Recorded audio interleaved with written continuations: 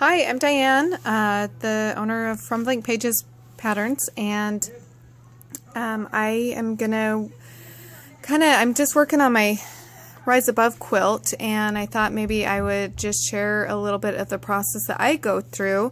I'm doing 30 blocks in my quilt, and that's a pretty monumental task.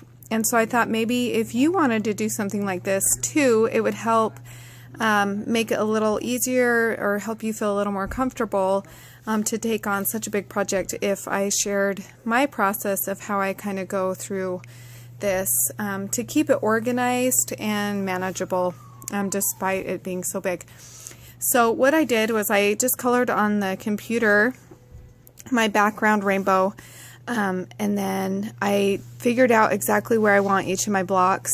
So I'm going to do one of each of the 9 blocks, the balloons in my quilt. So I have the flying geese and the base, geometric heart, the stars, the horizontal stripe, the herringbone, log cabin, diagonal stripe, circus, and I think that's it. So, so I kind of figured out the placement that I want them, and I haven't designed the balloons just yet. I'm going to actually go through and do the backgrounds first, and then I can kind of see how the balloons will fit in, because I don't want them to disappear into the rainbow, but I want them to be able to stand out and be beautiful. But so I figured since I want the rainbow, I'm going to plan that first. So what I did tonight is from the base pattern, I went ahead and printed out 30 copies of the pattern templates. So, and I'm doing the geometric background, so I printed 30 of these that go on the side of the balloons, here and here, and then these are the bottom part, so under here.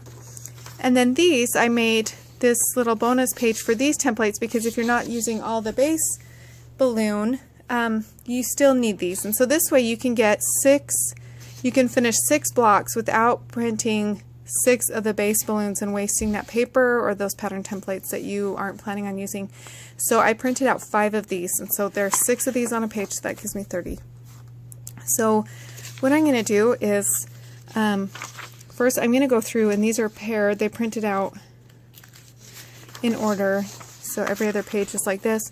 And then what I'm going to do is I'm just going to say this is block 1, 2, 3, 4, 5, 6, 7, and so on. And so I'm just going to go and number my blocks.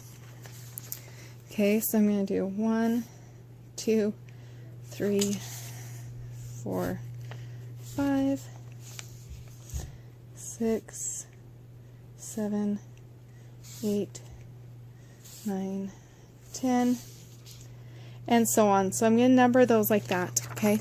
And then I'm not going to cut these out yet, but I'm going to number these pages as well. So these will be for block 1, okay? And then I'm going to come the next one, and I'll put block 2. Okay, and I'll continue like that. So that's how I'm going to keep them in sync. And so as you can see, some of my blocks don't have any rainbow. And for the ones that aren't in the rainbow, I'm just going to do a scrappy, low volume background. So I'm just going to use different whites and stuff, so it really doesn't matter what those ones look like. And so I've figured out that I need 1, 2, 3, 4, 5 of those that it doesn't even matter what the backgrounds look like. So it's blocks 1, 2, 3, 6, and then 30 would be down here. So I'm going to pull those aside, and I didn't number them all already, but I'll just say that I have. Well, since I haven't, I'm just going to pull 2, 3, 4. I need 5, so there's 3, 4. So 5 blocks. So these many sheets I have that it doesn't matter what the backgrounds look like. Okay, so I don't really need to worry about those. For the rest of them, some of them have a little bit of color. You can see right here that only in these bottom ones have color. Or if you look down here, there's some that only have a little bit of color in the corner. So those will be easier. So I'm going to show you. So let's say that we're doing block 29. So if this one's 30, that one would be 29. Oops, yeah, okay.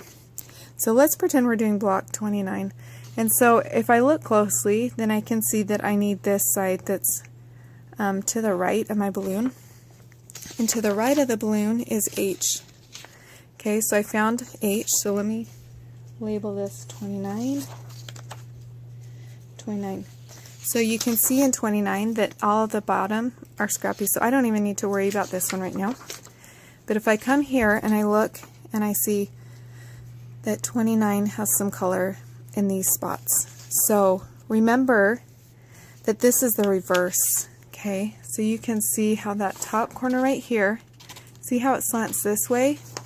But on this pattern, it slants that way. That's because the pattern template is the reverse, and so my fabric will actually be on this side. Okay, so if you can see through the paper, you can see that now it lines up. Okay, so you know what I'm going to do is I'm just going to come and I'm going to circle these ones that have color. So there's 1, 2, 3. Okay, and then, so there's 3 sections that have color. And then there's one more on this G block. Okay, so and the same thing applies here, that it's backwards. So the fabric will be on this side, so this is what it will look like. So I need to remember that when I circle it, I need to circle on this side and not that side.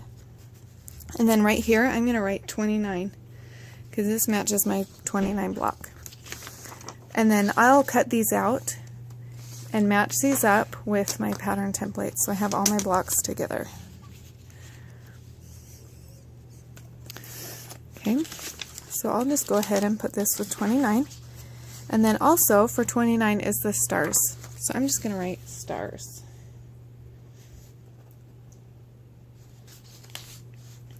So that I know what it goes with. Okay, so that's all the prep I need to do for that one, because everything else, every other section, besides the string and the basket, are just going to be scrappy. So it doesn't even really matter how I do it, and I'll figure that out once I pull all my fabrics. So basically, that's what I'll do, and I'll continue with each one of my blocks. And here, what you can even do is say, so this is kind of a mauve color that I've chosen. I have the purple here, and then I wanted to do a mauve. So right here, you can write mauve. Or you can even just kind of use your color it in. I don't know if that's the right one. Yeah, that one's the blue. Okay, so it's kind of a reddish purple that I chose. So I can just color those in like that, and then I know what they are. And so then let me come back, and that's probably even easier than writing on it, because then you just have that visual, and so it's really quick to see. So now I know everything else on there is white, or the low volume, except the basket, but those will be the same throughout the whole quilt that I will use. Anyway, I hope that helps. And alright, so I did some work, and I just want to show you. So I went through and numbered my blocks, and then I went through and I sorted my, like I mentioned before, so I numbered all the template pieces with which block they will be, and then I sorted my patterns into 3 piles.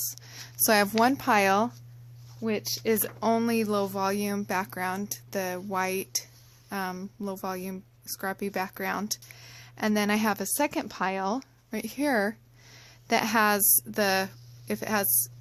both the low volume and the rainbow background. So I have blocks 4, 5, 7, 8, 11, and 12, even though there's just one. And then down here as well, 24, 25, 28, and 29. So they're in this pile, and then in this pile it's just the rainbow pieces. So I just did that to simplify. So then I also went ahead and pulled my fabric bundle for the background, and I decided, so these are all the fabrics I'm going to use for anywhere on my coloring page that is the gray background there. I decided that I want to use some kind of blues and stars up in the corner and then I'll kind of come down and do a little bit of gray, and then do the white towards the rainbow on the top and bottom. So I'm going to do kind of more white here. And then in the bottom corner, I'm going to do this Caroline Freelander print with the trees. I thought that'd be kind of fun.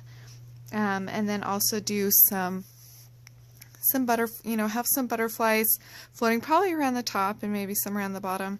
And then I want to do a river of fish, maybe some octopus or a sea turtle or something. Kind of just kind of going through the bottom. I really like that on my mini quilt that I did. So I wanted to add some fun things there. And then I also decided that in my rainbow, I'm going to also add some fun prints that are more kind of picturesque and stuff. So I can't wait to show you what I pull for those two. I think it'll turn out awesome. So it won't just be scrappy, but it'll have a lot of fun little I Spy things in it too. So I think that'll be fun. So anyway, what I'm going to do now is what I'll do, so I'll start with this one, my pile that is just the white background. So I'm going to move those out of the way. And then I'm going to come through and I'm going to say, here's the ones where I kind of painted blue. And I cut out my cutting templates already. And so block G, so then you can refer to the labeled coloring sheet. And so you can see which blocks each one are, each of the sections are, and then also which numbers.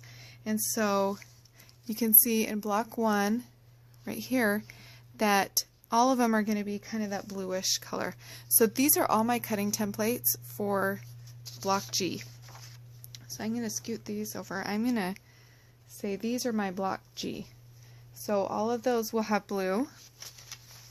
Okay, so I'll go ahead and kind of break these up. These are going to go in the bottom of the quilt. These will go everywhere. These will stay up in this corner.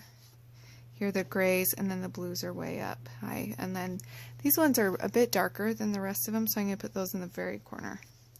And they have constellations and stars. Those are some Lizzie House prints. So those will go in the corner more. So that I might do one of those with that too, but some of those G's in the first block. So let's find that one on the corner. So here if I look, block G, that is 5B.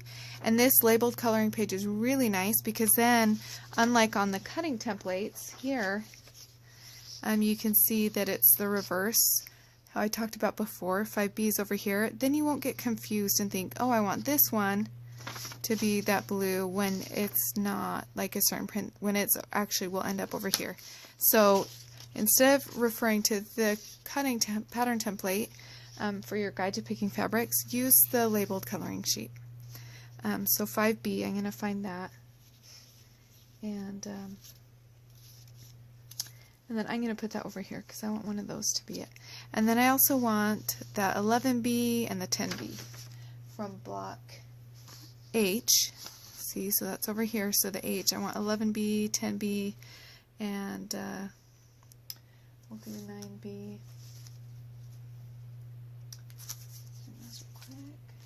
Here's the 10B, so we'll do those ones. And there's an 11B. So we'll do those here. So then I just kind of sort out what I want to do. And a 9B. Here's 9B. Okay, so we'll do that. And then the rest of them will kind of, and I'll do some from the F block. I'll do some too. I'll do that 8B one. I don't have those cut out right here. And then I'll kind of come over and do the rest of them in the blues. And I have almost the full block, so I'm going to use most of the templates. I'll have at least one cut out here. So then I'll know that for block 1. And then I'll go back and figure out for block 2. But I just want to kind of show you how to get started on that, and then you can specify. So I have 4 here, and I have 4, so I'll just put 1 on each. You can decide or you know, whatever you want to do to kind of arrange those. But then also I want to show you on the cutting templates, these are really great because if you have something, say that is directional here, I have these fish, and let's say down here I'm going to do a river of fish, and I want to go through right here. So I can look right here on the labeled coloring page. So I want, say, 20B to be this fish, and that's block D. So I'll look in my pile, 20B, right here. Okay, so this is that. This cutting template matches that space, and so then what I'll do is I'll when I go to cut the fish, so that it's I'll cut out the center so then I can then see the fish through it, and it creates a fussy cutting window. But then also on the templates, you see this arrow. Well, that points up. The arrow points up, and so you know which direction is up, so that if I turn it this way, well, then my fish are going to be upside down. But if I pay attention to that arrow and how I lay my arrow on the fabric, then I can know which direction the fish will be going. So that's really a nice tool to help you out as well, especially with this pattern where it's really fun to fussy cut things in the background. So anyway, I hope that helps, and I hope that maybe that gives you a little more confidence if you decide that you want to tackle a bigger project with the Rise Above quilt pattern, or you can take these tools and methods and apply them to other patterns as well. And I can't wait to see what you make, and I'll share more videos as I go, as I have different things to help you make it easier to do your quilt. So thank you so much, and happy quilting and happy creating.